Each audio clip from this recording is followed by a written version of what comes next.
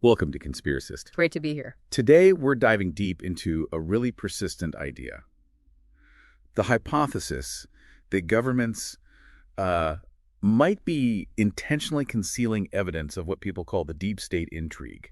Yeah, and that term "deep state," it means different things to different people, doesn't it? It really does. For some, it's, the career professionals in government, the bureaucracy that keeps things running day to day, no matter who's elected. The permanent government, some might say. Right. But for others, it's, a much more sinister concept, like a hidden group, maybe within intelligence or security circles, secretly manipulating policy, pulling the strings. Okay, so that's the landscape.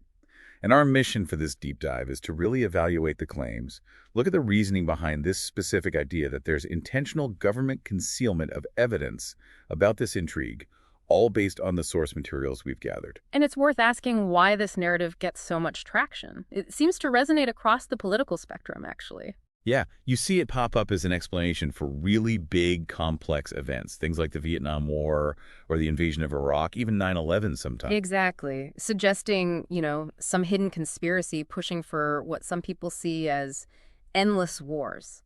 And our sources show that perspective can broaden out too, right? It's not always just spies and generals. No, definitely not. For many, it expands to include maybe Wall Street, powerful think tanks, certain intellectuals, this whole kind of interconnected networks supposedly working to keep a particular economic or political system in place. There's a certain appeal to that kind of explanation, I suppose. Oh, absolutely. Especially when people are feeling anxious or things seem unstable or unfair. The idea that there's a hidden group causing it all, it can feel simpler, more straightforward than dealing with, all the messy complexities of reality. And potentially a way to shift blame.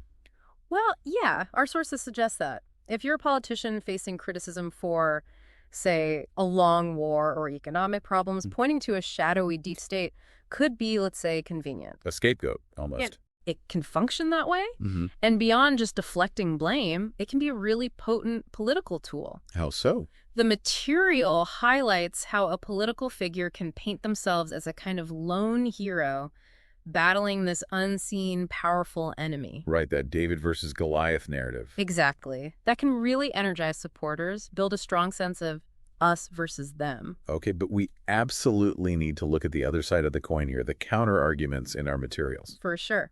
A key perspective is that the professional civil service, the foreign service, the military, they actually act as a check on raw political power. How does that work? The idea is they ensure stability, maintain democratic processes, make sure rules and laws are generally followed, regardless of who's in the White House. So, not necessarily thwarting the elected government, but ensuring it operates within bounds. Kind of. I mean, in the U.S., a new president brings in thousands of political appointees, right? But they're supposed to work through the existing rules and structures. Yeah.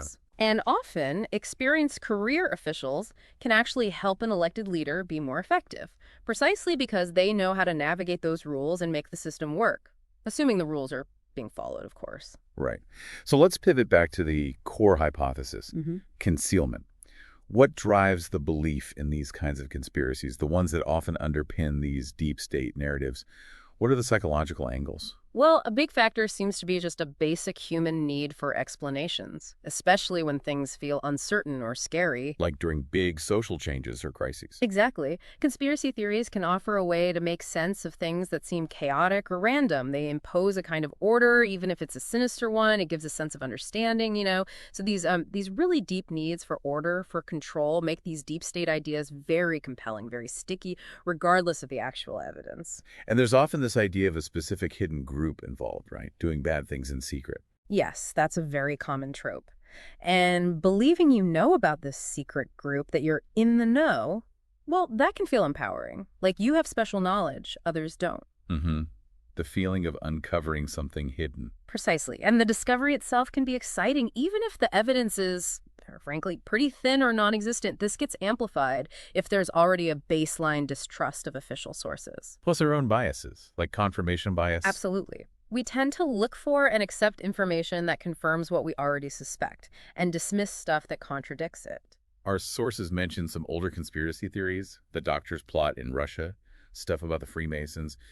Do these historical examples shed light on this? They do. They show that worrying about hidden groups pulling the strings isn't a new thing at all. Think about the Enlightenment. Okay. As societies were changing fast, with new ideas about power and government, the fears shifted. Instead of just worrying about, say, witchcraft, people started worrying about elite networks like the Freemasons or the Bavarian Illuminati maybe manipulating things behind closed doors.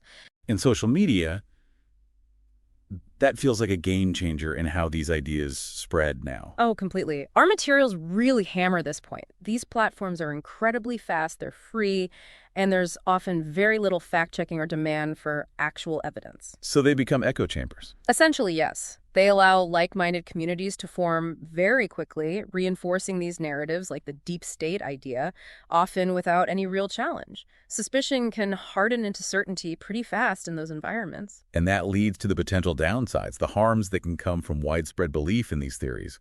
What did the sources say about that? The consequences can be pretty serious. On an individual level, it can lead to social isolation, problems at work, but in more extreme cases, it can be used to justify violence. By individuals or groups who feel they're fighting some evil hidden force. Exactly.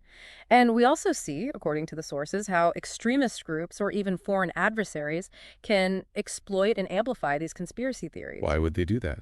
To deliberately undermine public trust in democratic institutions, in government, in the media, basically to sow division and chaos. The Maui wildfires example in the sources seems relevant here. Yeah, that was quite something. A doctored video gets passed around as proof the government used some kind of direct energy weapon. Which is completely baseless. Right. But it spread like wildfire, pardon the pun, and people believed it. It shows how easily misinformation takes hold, even when actual facts are available. And for true believers, those facts might not even matter. Often they don't. As the sources point out, contradictory evidence can just be dismissed as part of the cover-up, further proof of the conspiracy. The January 6th Capitol riot is mentioned as a real-world consequence. It is a stark example. Many people there explicitly said they believed the election was stolen based on conspiracy narratives that had spread widely. Though it's fair to note, as the sources do, that many people who hold these beliefs completely reject any link to violence. That's true. Some even claim events like that are false flag operations staged by the very deep state they oppose. But the potential for real-world harm is undeniable. So going back to the history, these anxieties about hidden power, they existed long before we started using the term deep state in its current way. Definitely. We touched on the Enlightenment fears. Worries about secret societies. Like that 1788 work by Christoph Martin Wieland. Right, where he speculated about how even groups claiming to work for the public good could potentially become a kind of unaccountable state within a state. Then in the 19th century, with the rise of big finance and capitalism, the anxiety shifted again. Fears emerged that powerful financial elites might be the ones really in charge, overriding political authority. And sometimes they got tangled up with anti-Semitism. Sadly, yes. Like with the infamous forgery, the Protocols of the Elders of Zion, which claimed Jewish financiers secretly controlled the world, a classic and dangerous conspiracy trope. Even authoritarian regimes use this kind of rhetoric. Oh, yes.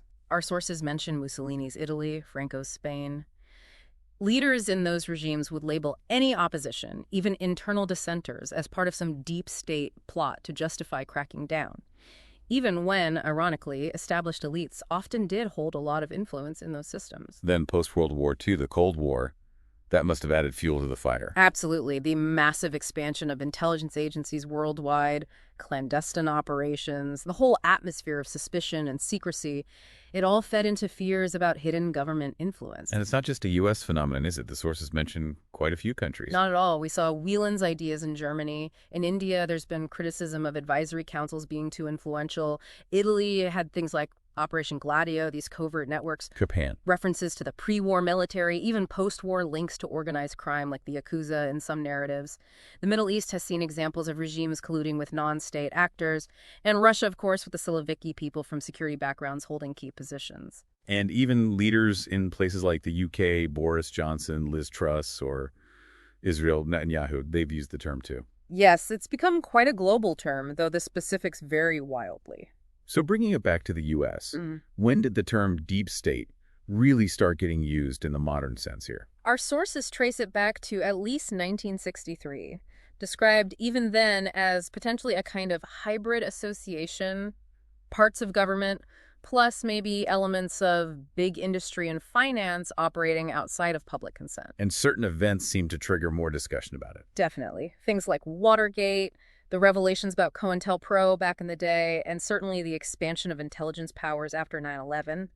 Those moments brought these concerns to the surface. But again, there are strong counter-arguments presented in our materials against this idea of a single, unified, shadowy deep state in the U.S. Right. They point to things like the diversity of people within these institutions, the fact that the U.S. system is actually relatively transparent compared to many others. It's not monolithic. Exactly. It's often described as quite fragmented, even internally competitive sometimes.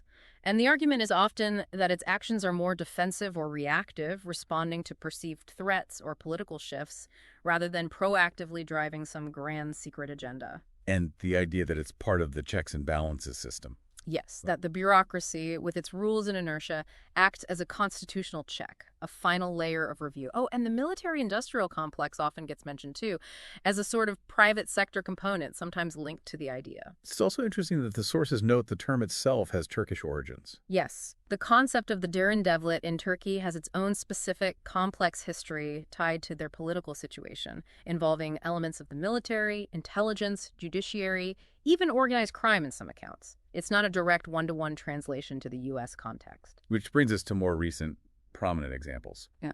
Like QAnon. Right. A major modern conspiracy theory really built around this core belief in a global deep state cabal.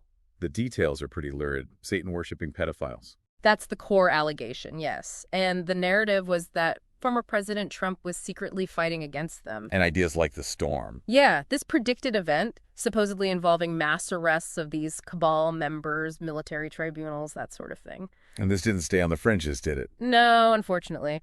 It seeped into mainstream U.S. politics, fueled election denialism, and demonstrably eroded trust in democratic institutions. There are also significantly anti-Semitic undertones identified in some QAnon beliefs that echo older conspiracy theories. Do we have any sense of how many people actually believe in a deep state? Survey data cited in our materials suggests it's actually quite a significant percentage of the U.S. public. The term itself really gained widespread traction after Donald Trump's election. He used it frequently. Very frequently, yeah. Often to describe anyone he perceived as opposing his agenda within the government or intelligence community. But then we have things like the Department of Justice Inspector General's report. Crucial point. That report specifically looked into some of the key conspiracy theories about a deep state coup against the Trump campaign, particularly around the Russia investigation. And what did it find? It concluded the investigation was properly justified and found no evidence to support claims of illegal spying, FBI infiltration, or that key officials like Comey, McCabe, Strzok, or Page acted out of political bias against Trump. It directly debunked several core deep state allegations related to that period. What about why people join these communities, especially online? Is there research on that?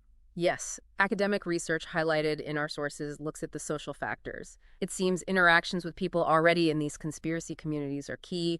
There's often a degree of social segregation involved, too. And where people get their news seems important. Very much so. Studies show that people who rely primarily on social media for news tend to hold more conspiracy beliefs, and belief in a deep state is consistently one of the more common ones found in U.S. surveys.